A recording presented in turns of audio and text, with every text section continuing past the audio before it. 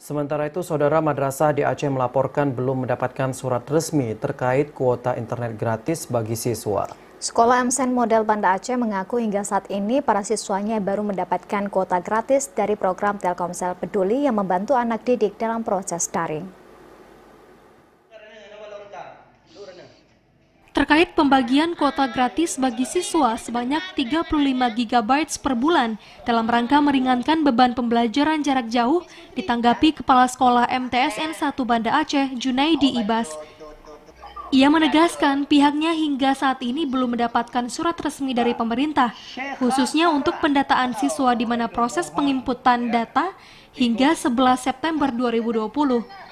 Junaidi Ibas menjelaskan madrasah yang berada di Kementerian Agama saat ini masih terus melakukan koordinasi dengan Kementerian Pendidikan Agama terkait hal ini.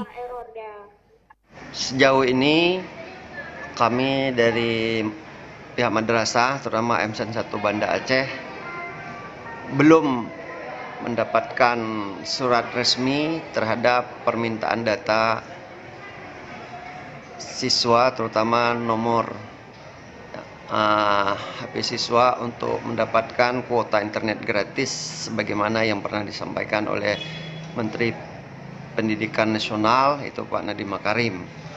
Apakah ini disebabkan karena berbeda kementerian, kita juga tidak tahu, dan kita sudah berusaha mencoba mengkonfirmasi.